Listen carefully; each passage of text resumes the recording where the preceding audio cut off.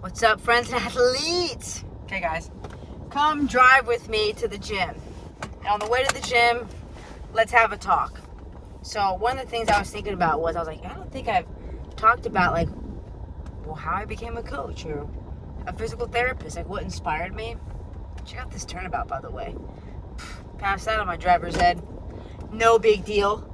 All right, we're off. Check both ways. You're getting a driver's license too here. Okay, so I think I'm so funny. Now, when it came to PT school, so actually, initially, this is funny. So initially, I always wanted to be I shouldn't say always. I mean, it started off as a kid, the natural, the usual. I'm gonna be an athlete, professional athlete. I'll be a rock star. I played the drums for 7 years. Yeah, had private lessons and everything. Always played sports. Anyway, let's get to it. So in college, I was like, man, I don't know what to pick. Initially, me and twins started off in broadcasting. And quickly, I was like, this is before YouTube and podcasts were even a thing. But quickly, I realized I don't want to be one of those robots. Today's news. I'm like, they have no personality. They're like reading from a screen. No offense to news anchors out there, but I was like, this ain't it for me. And me and twin were like, I want to be helping people.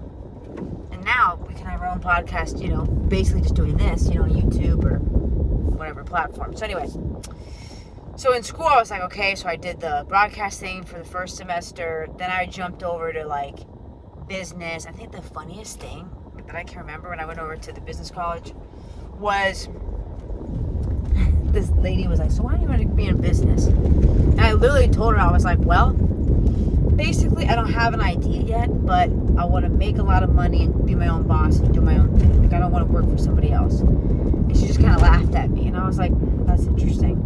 And that was kind of that. And then I did that for a semester, and at the time you're just taking economics and stuff like that, and I was like, this is just boring. I don't know, I was falling asleep in class. I don't know, I just was like, skip. So then I went over to exercise science, because I thought, okay, exercise science, I'll do this for a semester. All the meanwhile, just in case, I was taking pre-med, prerequisites for med school to fall back on. And so then I was like, I don't know, exercise science, I'm trying to remember why I went that route. I don't know, I just thought it'd be cool. A lot of the athletes did it in college, and I was on this tennis team, so I thought, well, let's check this out, it seems easy. And then I was like, this seems a little too easy. We're not even challenged here in exercise science. So anyway, then I was like, I went back to I decided, okay, you know what? I'm going to go to med school. And so if I'm going to go to med school, then I got to get all my prerequisites for that. And I already had gotten at least half at this point. And by the time I was a junior in college, I was like, okay, I was pretty set. I'm going to do the med school thing. I want to be a surgeon because operating would be cool. I actually had a rotation in college where I got to spend a summer in the OR at Cincinnati Children's Hospital, and I got to watch a lot of surgeries. I could just literally walk into a surgery. I mean, obviously you have to have a connection. I wasn't just I was in the scrubs. I had a whole routine with this surgeon that I was kind of not supervising. I sound like I'm the top dog. No, I was just with him in his group, right? He was obviously the leader. I was just watching. And I remember thinking, man, this is so cool. Surgery is so interesting. I mean, I wasn't grossed out by any of it. But the thing was, for me as a woman, I was looking at his office, and I thought, man, he's got this beautiful family. Yes, he's successful, but I mean, he has no life. And this is everything. He's just here working all the time. And I thought, for someone that wants to have a little work-life balance, this ain't it. So at this point, it's my senior year of college. I go to talk to my advisor, and they're like, well, you've taken so many med school stuff. You've done so many chemistry courses that you could basically graduate with a chemistry degree and biology minor. I'm thinking, whoop-de-doo, what am I going to do with that? In the back of my mind, I was an athlete my whole life, and I've been to physical therapy, and I was thinking, okay, I like to bond with people. I like to talk to people. And in surgery, you can't talk to them. They're knocked out. They're drugged up. So I was like, all right, so that maybe isn't the best. The lifestyle isn't the best for me, even though I think it's interesting. And so I was sitting there thinking about it, and I was like, well, physical therapy, I was able to be a coach, right? I was able to motivate people. Like, I was thinking about this, like, how did my physical therapist motivate me? You know, and I thought, man, I always enjoyed going to physical therapy. I had good physical therapists. There's not all physical therapists are created equal. You've probably had this experience. Same thing with doctors, same thing with any field, coaches too. And I remember thinking, you know what, though, I really like physical therapy because I went in there and I got to work hard. I got to work out. I got to talk to people. I had a good time, even as a patient. So I thought, you know what? Let's go physical therapy. It's got a great work-life balance, and that's what I did. Now, I've been a PT now for 10 years, you know? And I think anyone watching this that's in medicine can also get this, that, like, you know, it's kind of set up to burn you out. And you kind of just get to the point where I've worked in all fields of physical therapy. I've worked in sports med, outpatient. I've done, like, what else? Hospital. I've done subacute. I've done nursing home health. I've done it all, you know, and then you just realize at some point, unless you go out on your own and become your own boss, then you're kind of stuck in the system, and you're capped in the system with what you make. I mean, this whole idea of, like, you only get 2 weeks vacation a year is ridiculous. You know, it's like, I don't want to live on someone else's terms, you know, and I started to realize this when I moved out to California. Well, actually, before that, I was in Oklahoma City, and I got my first coach in 2018 for fitness. And she was into bodybuilding, and I was like, I am not into bodybuilding. Like, I don't want to do that. That's so weird. You know, I thought, those people are so vain. You get up there, like, in a bikini with all that spray tan, like, you're greased up. No thanks. But I thought, I came across her, and I was like, I just like how she looks. I like what she's doing. She was all about discipline, too. Hattie Boydell. She's a stud. Look her up. That's who was my first coach. And I'm so grateful that that's who my first coach was, because it was such a good experience. Anyway, so when I was working with her, she kept saying, well, you know, Katie, other girls are doing shows. Like, you should think about it. And I thought, I don't know. But then, you know what? When you get into something and you start seeing what's possible, I started to see, wait a second, like, these girls are doing a show. It looks like I'm on a roadie right now. The road's got all these potholes, you know? Anyway, I was like, well, they're doing it. I can do it too. They're not any better than me. Like, we're all the same. They got in shape too. So I thought, you know what? Let's push myself a little bit here. So that's what got me into doing bodybuilding shows, right? Then, after a year with her, I remember, like, within the last, probably, like, after the first 6 months with her, when I was in the gym, women would just start coming up to me asking questions, you know, because I was always in there training the glutes. I mean, everything, but, like, I love training the glutes, you know. It's like, especially as an athlete, if you be more power, more dynamic as an athlete, the glutes are awesome. So anyway, I had women come up to me, and they were asking me, what do you do for your glutes? And so I was like, okay. One time I had a guy, he was so funny. I kid you not. I started laughing. I was like, is this guy serious? He was literally like, he came up to me, and he was like one of those, like, guys that kind of meatheady, you know, no offense to him, but he had his headphones in. He comes over and he's like, all serious like this. He goes, what do you do for your glutes?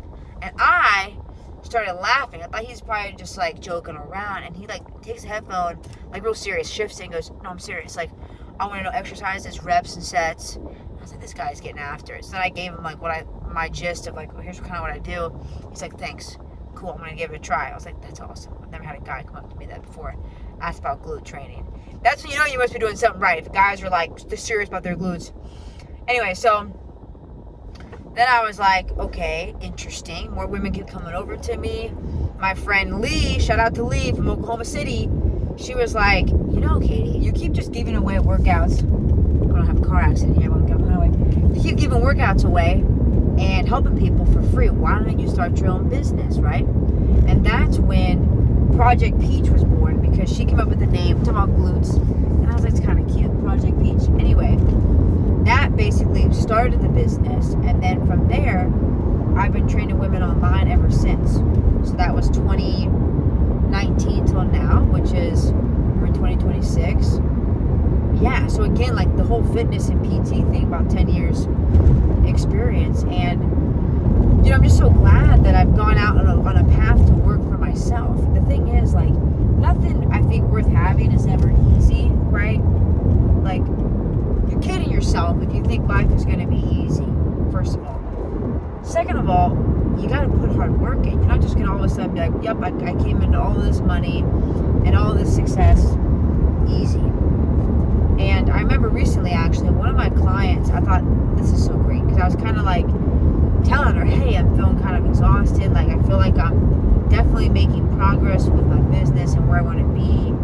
And she's so great. You know, she's like, lives in Rancho Santa Fe, which is a super, like, expensive area in San Diego. And she looks at me and she goes, Katie, I've had 4 businesses now that I've created and have been successful. And she goes, it was never easy. It was always hard work. I had to put the work in. And I love that she told me that, because, you know, it's not like I expected it to be easy. Like, you know how you get fit. Well, even when you get in shape and you lift weights and you get strong, it's never easy. Like, even after you get to a point that you're like, well, I like the way I look, and you want to maintain it, you're still putting work in. It's hard work, right? So that was just kind of cool for her to tell me that. Side note. But that's really like how all this came to be. And yeah, like I live in San Diego. It's such a blessing to have my own thing going, and I just want to keep building it. I want to empower. Like, my mission is to empower and help women change their lives to become the best versions of themselves. Because here's what's so cool. The women that I've worked with, like, they'll send me, like, after they finish with me, they'll keep in touch. They'll even send me messages about, hey, like, my husband's getting healthy now. Oh my gosh, my kids were eating healthy as a team. And, like, that's what it's about. It's about, hey, if I can come in and be, you know, someone that can support you the best to get to your goals, to where you want to be. And then it's a ripple effect on the lives around you, right? It ripples into your family, sees what you put in, your friends, and it's more people that we get to change the world. So that really is how I came to be a physical therapist, a coach. And again, the mission is simple: empower and help women. And you might say, who do I help? My people are athletes. Now, athletes, that could mean they were athletes in high school and college. Maybe some were like professional for a little bit. The point is, once you're an athlete, guys, you're always an athlete. Like, that inner athlete doesn't just like go away. And when women come to me, it's like, hey, let's bring out that inner athlete. We have to dial it in up here, right? We got to really shift our identity into who we really want to become. And then I help give you those mindset, performance, and nutrition tools to get there. That's what I do. That's who I help. So I hope this is helpful. You learned something about me. And look, we drove to the gym. We're almost there. And that was so much more fun talking to you than like listening to music, because I'm about to do that when I'm working out. So thanks for being here. Thanks for giving me your time, your energy. I think that's the most like precious thing, is your time and energy. So thanks for being with me. I hope you learned something about me. Any questions you may have, send them over to me. My Instagram is simple. It's just at Katie DiTomaso. If that's too hard, at The Project Peach.